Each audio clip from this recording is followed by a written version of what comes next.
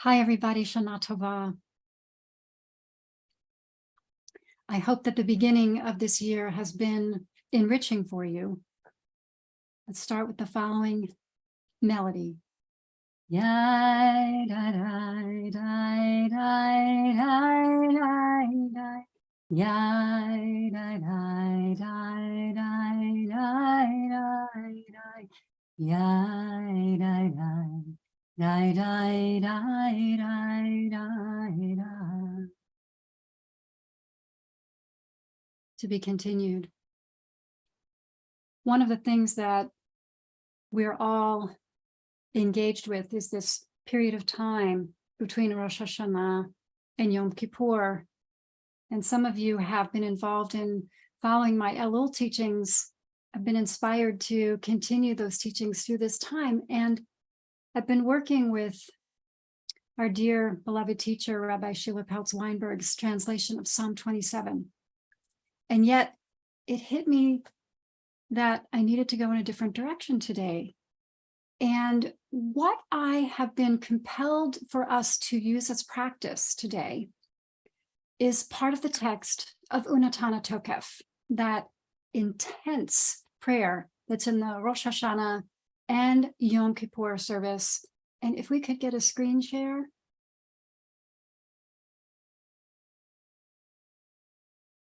Thanks, Jordan.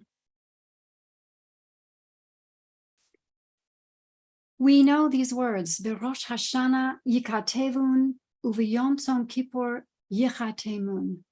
And I'd like us to look at the English, and we're going to look at it today a little bit differently than perhaps we have in the past. On Rosh Hashanah, it's inscribed, and on Yom Kippur, it is sealed. How many shall pass away? How many shall be born? Who will live and who will die? Who will reap the ripeness of age, and who will be taken before their time? Who by fire? Who by water? Who by war? Who by beast? Who by famine? Who by thirst? Who by earthquake, and who by plague? Who by strangulation, and who by stoning? Who will rest? We finally take a breath. Who will rest, and who will wander? Who will be tranquil and who will be troubled? Who shall be serene and who tormented? Who shall become impoverished and who wealthy? Who shall be humbled and who exalted? And these familiar words that we complete with, but return, reprayer, and righteousness, utshuva, utfila, utzdaka, avert the severity of the decree. Just reading these words brings emotion up for me, as maybe it does for you. And for the first time, I thought about these words as me having power in these particular expressions. For example, where will I explore my best vitality? And where will I diminish myself or kill myself off? Where will I let the fire of anger burn me up? And where will I let water flow my emotions out in such a way as to not serve me? These are some examples. So what I'd like us to do in today's practice is to go into a couple of these that I'll guide you through, for us to really look inside and see how we have power and we have agency, perhaps is a better word, in this prayer and in our own blessings for this season of awe and through Yom Kippur. So I invite you to find your seat or your resting position, if that's where you are. And we can move the screen share away if you like. Thanks, Jordan.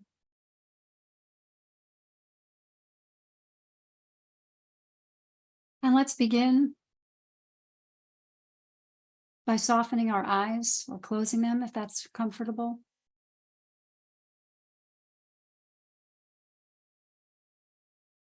Breathing into our feet. allowing them to be flat on the floor with legs uncrossed, or reclining out, stretching out in front of you if you're reclining, uncrossed.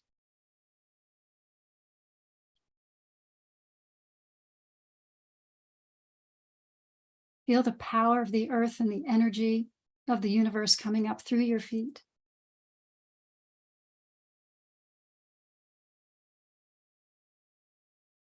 Into your legs and knees.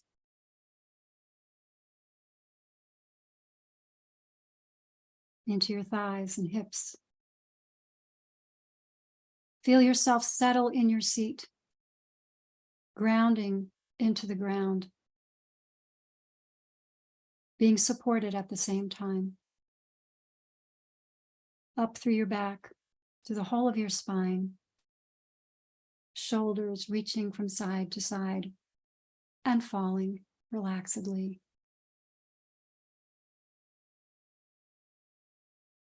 Arms falling to your sides or in your lap.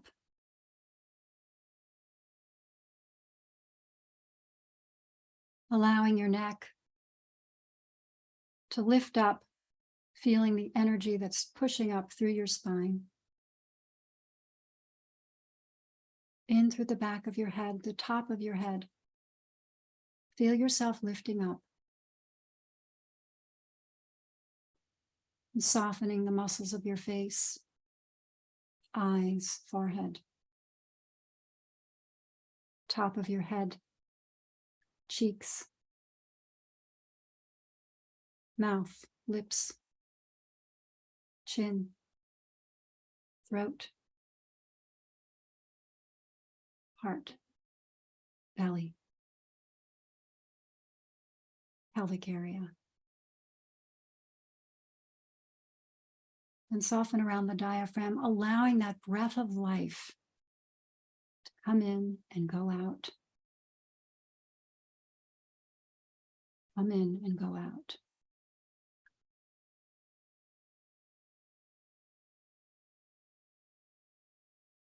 And as you find your place of quiet,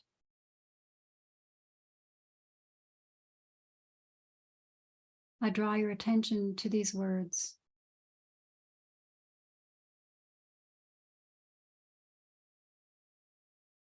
Who will live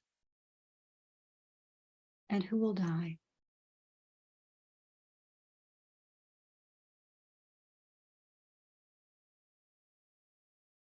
Where in your being do you feel yourself reaching up for life?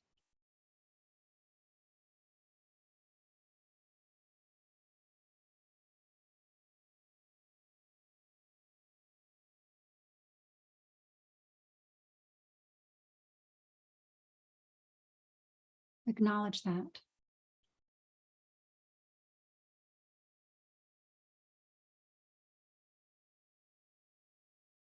Where, perhaps, do you diminish yourself?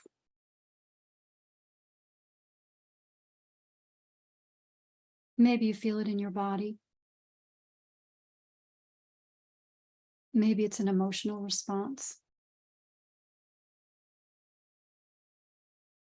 Maybe it's a thought.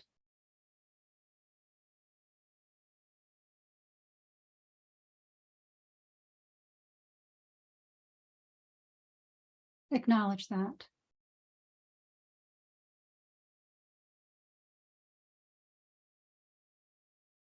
And bring compassion to that place.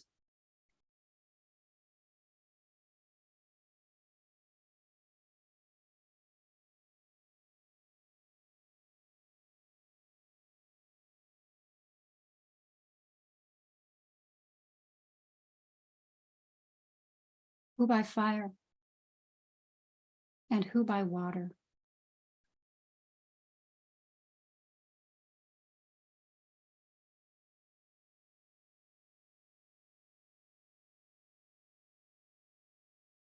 Can you feel your passion inside of you?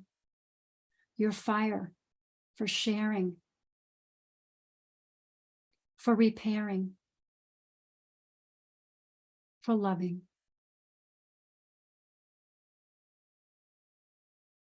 Fire for good,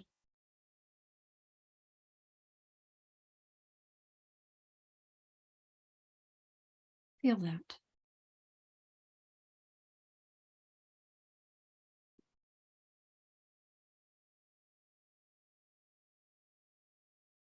Can you also find when that fire may not be bringing forward your best life? Too much, perhaps, or too fast.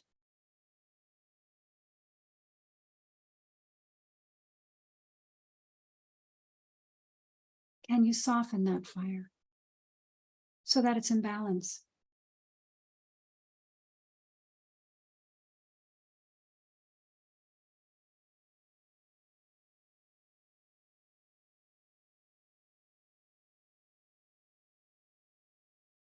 Feel the water in your cells, without which we would not be here. The water that allows life to flow through us. Nutrients, blood, oxygen.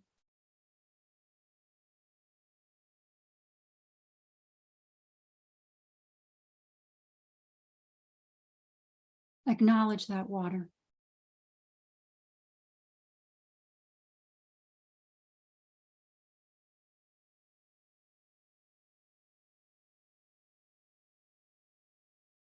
Is there anywhere in your life where water takes over?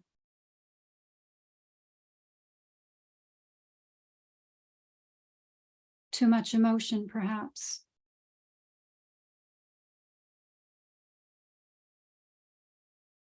Not enough solidity or boundary, perhaps.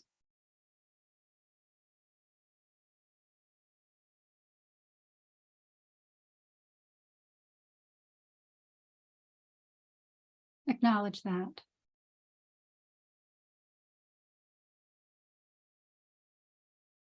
And with kindness, let it know that you see.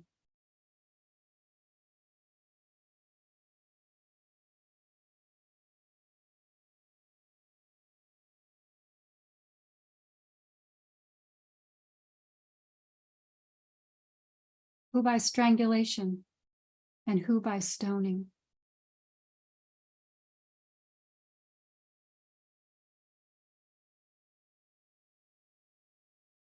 Where do we choke off our life force?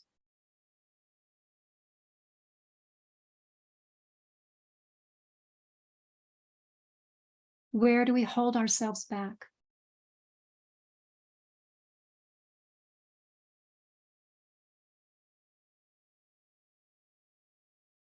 Perhaps telling ourselves that what we have to share isn't meaningful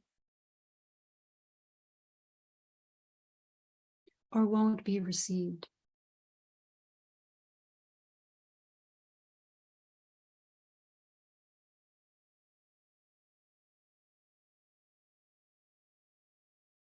And by stoning,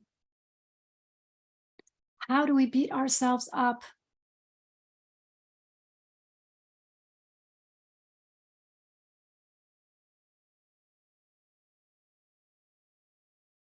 How are we hard on ourselves?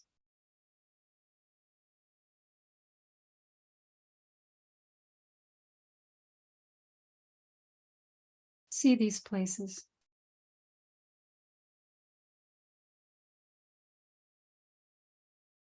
Perhaps put a hand on your heart or somewhere that feels like a comfort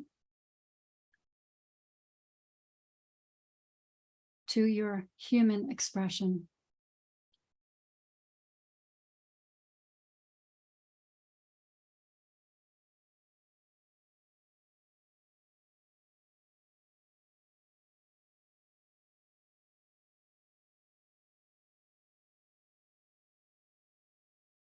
Who by war,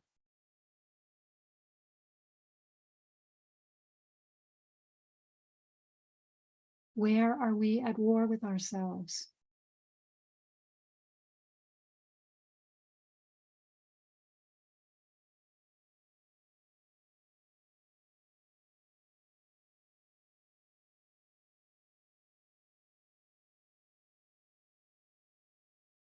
And we soften there.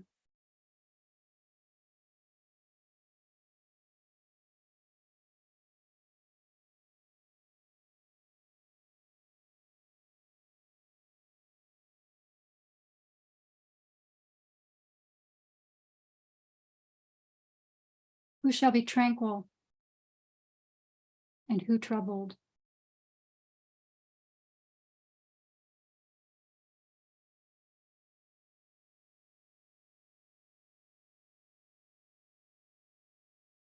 Acknowledge your power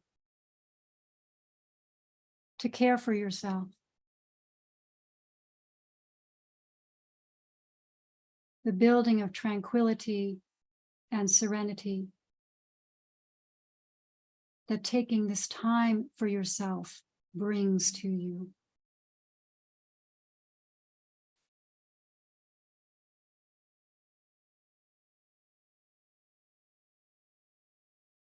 With the recognition that it is available to you when you feel troubled.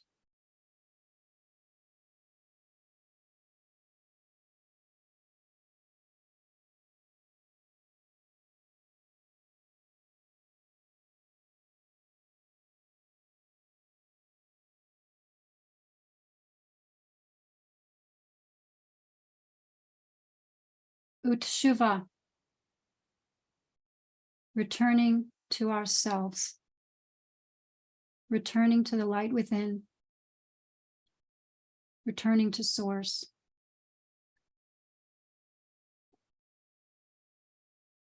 Utfila, the prayer of this sit.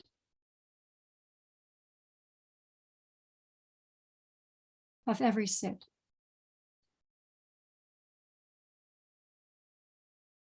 Utsadaka,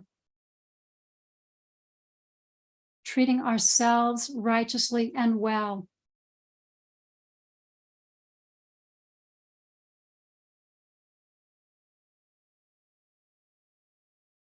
And out of that, having that pour over outside of us.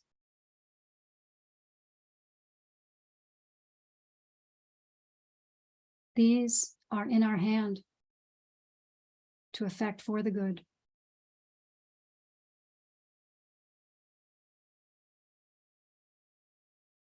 We'll take a few minutes of silence. Take time to be with any of the concepts we've gone over.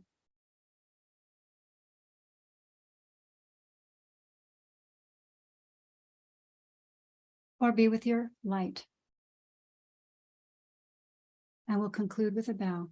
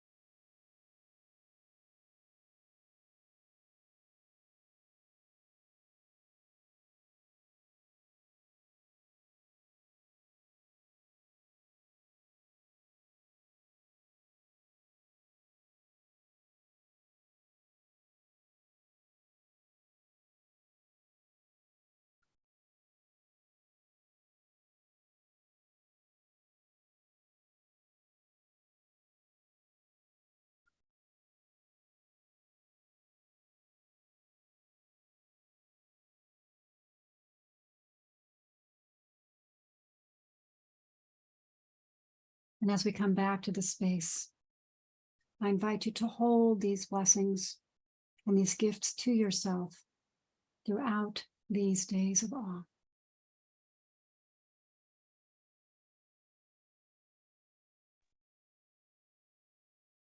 Thank you so much, as always, Robin. Great, beautiful practice, and a really quite a remarkable experience with this prayer, essential prayer of this time of year for our people.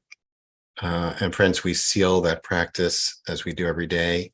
If you're in mourning, if you're observing a yard site, if it's your custom to join in Kaddish, we invite you to do that now. Put the name or names of anyone you'd like to, who you're remembering, in the chat. If you're not reciting Kaddish, please stay present for those who are. Note that the Kaddish during these 10 days of Teshuvah is slightly different, with the addition of an additional La'ela word in the middle paragraph, just to note that. And I have that for you. Jordan, maybe you can make it just a tad bit bigger. And if you're reciting Kaddish, I invite you to join me. Thank you. I invite you to join me by rising in body or in spirit to recite the words together. And you can unmute at this time. Yitgadal, Yitkadash, Ama Jefra and Chef Elukavute, Kaye, Kobe, Israel, Agala, Isman Karibi, Ru Amen. Amen. Ishne Rabba Mefarah, Mel Lome Mel Amaya, Yishabaki, Rabbi, Nase, Adari, Lev, Italos, Meshkachash, Riku,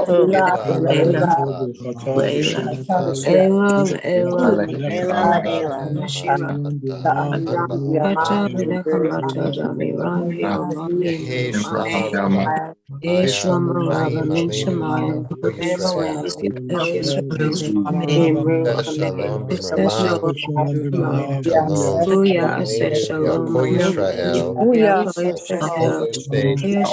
Faith, Imru, Amen. Amen.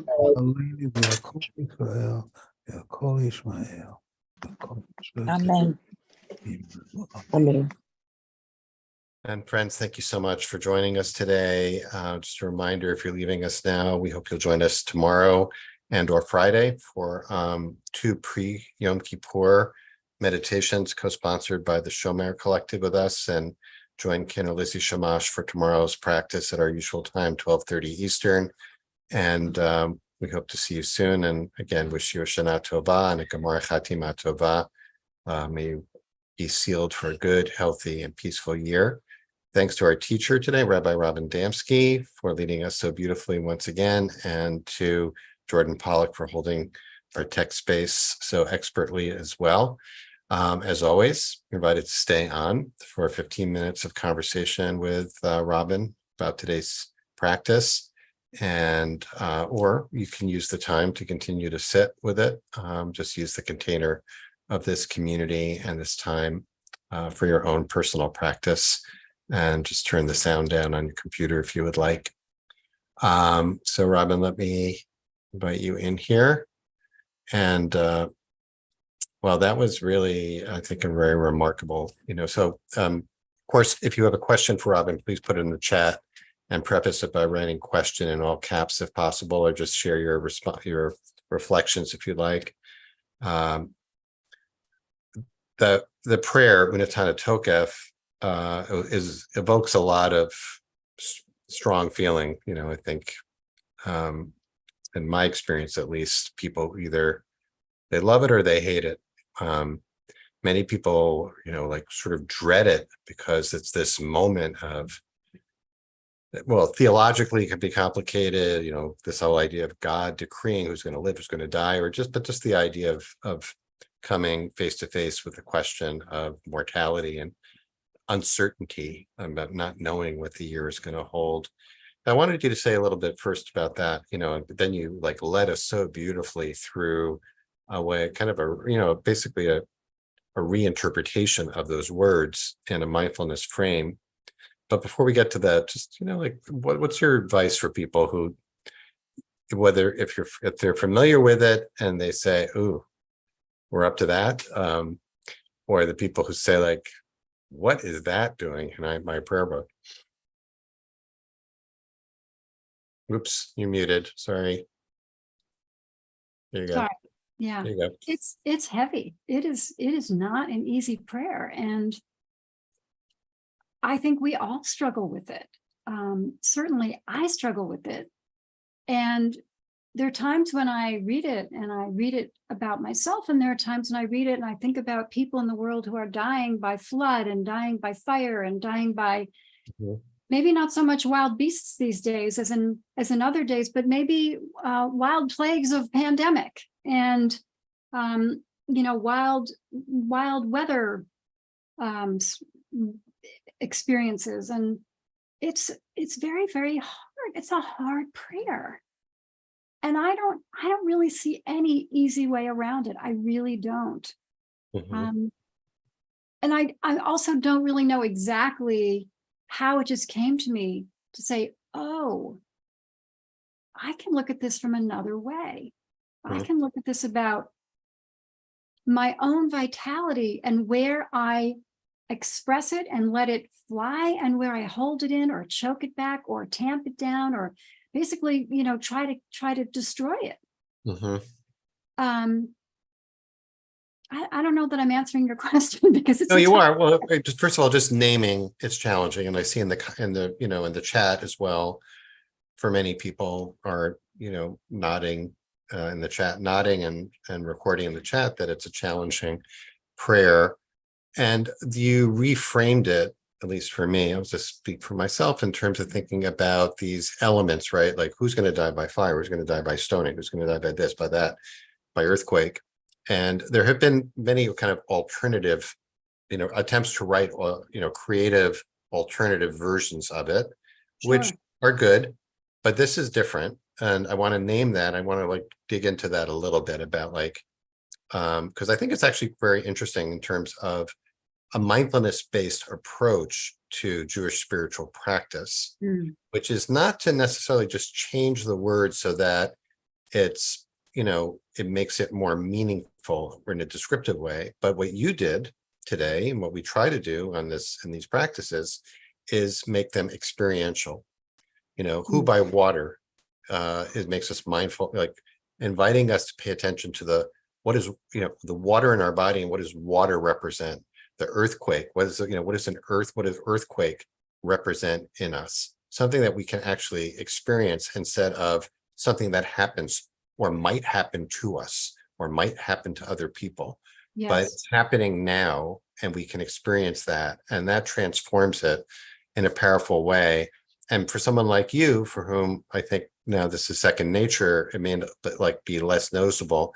But how would you describe, I guess this is a pedagogic question, really, how you translate a prayer, which is really, originally can sound like a very much about a kind of dualistic way of understanding God and who's writing and who's going to live and who's going to die and and predetermining who's going to live or die by this means or that means, to re-experience those words in a very different way. Like, what's your process for that, would you say? I think that my best answer to that is to look at, I think it probably began with the Elul openings that I was writing and putting together. And it seemed to me for the first time, maybe ever, that rather than using this high holiday season, which has so much attention on looking at what we're doing wrong, Mm-hmm. it just seemed to me that really what this is about is creating wholeness, right? We talk about Yom Kippur as a day of at-one-ment, returning to source, returning to wholeness. And if I spend the whole month of Elul and the 10 days of awe looking at what I'm doing wrong, Mm-hmm. where's the wholeness in that? And so I began to focus on nourishing ourselves. And so I guess it maybe was like a natural, continuity or continuation of, so here's this prayer that at its very root makes me tremble, which I think is what it's designed to do. It's Mhm. designed to wake us up and to have a shiver in our seats Mhm. and say, this is about putting the power out there. Mhm.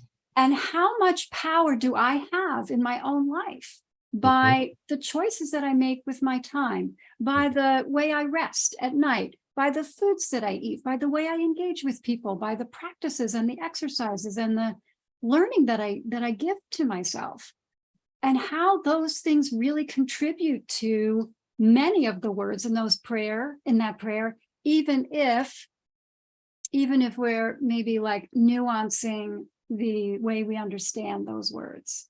Yeah, that's quite beautiful. I want to stay with one thing you just said also about tremble, that they make us tremble.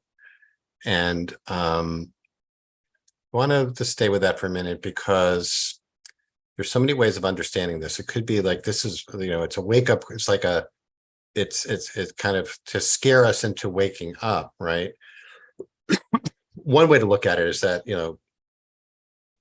is to wake us up in that way, and that kind of trembling of fear. And then, but there's this other kind of trembling of, these are days of awe, right? Yamim Rahim. And awe, that word is such an important word, and a complex word, Right.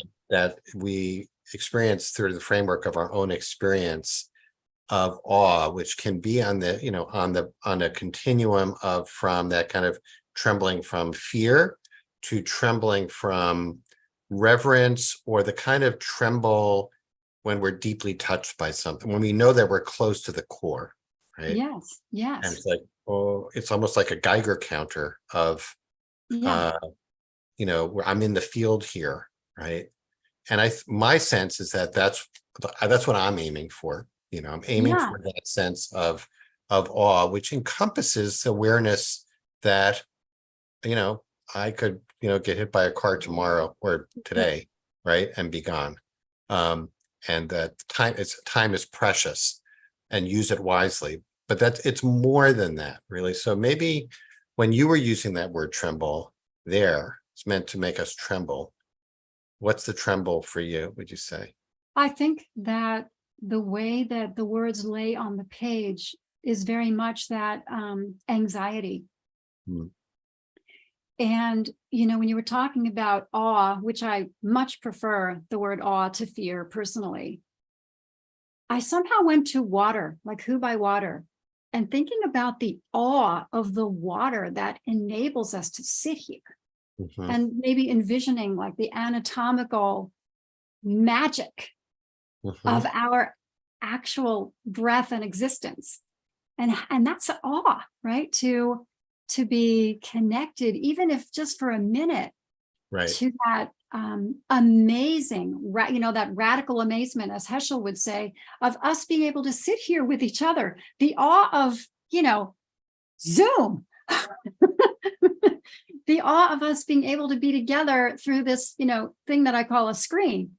Mhm. There is so much for us to be appreciative of interpersonally, and so much for us to be awful of, Mm. AWE-FUL, Mm. within our very existence. Well, thank you for that, because you just made me a little teary about the wonder of Zoom, which of course, it's kind of the bane. It's like such a blessing and a bane of existence now. Right. But it's easy to forget the blessing. I will confess to that, and when you said that, I thought, yeah, that is a wonder that we can do this every We've day. got we're 150 people right here, and I Yeah, don't know it's how many people really, and left right, a little earlier, but and it could be otherwise. All right, we have a right. few minutes left, Robin. I just want to see Lori, as always, has a very good question, which it's a great segue. And today's practice was a great segue into tomorrow and Friday also, where we're explicitly focusing on this question of Yom Kippur as a rehearsal for our own deaths. So Lori's asking, how do we tie in this prayer work with the practicing our death on Yom Kippur, would you say? Give me a second. Yeah, take your time.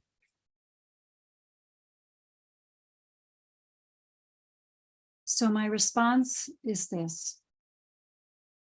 My personal experience is that we are always dying. We are always saying goodbye. Even when we learn meditation, the breath we just took is completed. It's done. It's over. Now I move into this moment. Mhm. And every moment has a stepping into, which implies a stepping away from. Mm. So there's always death. And the more we can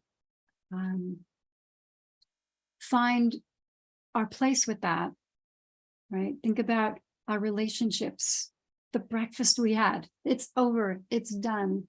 I'm preparing for the next meal. Mhm.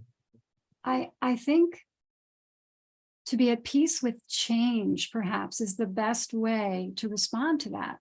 And we could certainly look at that, my death, on the larger level of this body moving from this plane to another plane. Mhm. And for us, for some of us, that may be really, really right in front of us. And for some of us, it may seem like it isn't. Mhm. But like you said, Mark, we never know, because poo-poo, something could happen in the next minute. Mhm. I would invite us to embrace change and to be soft with the fact that things inside of us are completely and totally out of control. And if we can sit a little closer to that, I think that that's where we begin to connect with that awe and that sense of God, the sacred, the all that is, however you like to use your words to describe that quality of that which is bigger than us. Yeah. That we let ourselves in to that divine place for a while and sit. And that may not be a great answer, but that's what I've got right That's a now. fantastic, no, that's a fantastic answer, I think. And we're at time, so I just want to thank you again. I'm putting Laura Zinger has a really great question too to sit with, which we can. So everyone can save the chat. I'm putting the link to Robin's Limitless Judaism website. You can sign up for wonderful resources that and teachings that Robin provides there, and get in contact with her that way. And as always, Robin, we're grateful to you for making time and leading us so beautifully today, especially at this, auspicious and particularly powerful phase of the Jewish year as we get started in 5784. Thank you. I want to I'll put in the chat also, in addition, I've got a course coming up in October that I call Breathe with the Earth. And I'd like to use that course to really help us to take these lessons from the High Holy Days into our year. So perhaps some of the questions that came up today, check in with me, check my website, sign up for my emails, and we can be in dialogue. Great. All right. Shana And thanks, Shana Tova. Thanks to Jordan for holding our space. Thanks to Vici for being here. Please join us tomorrow. Cantor Lizzie Shamash leading us 12:30 tomorrow. Hope to see you then. Shana Tova, Gemar Chatima Tova, everyone. Gemar Chatima Tova. Blessings.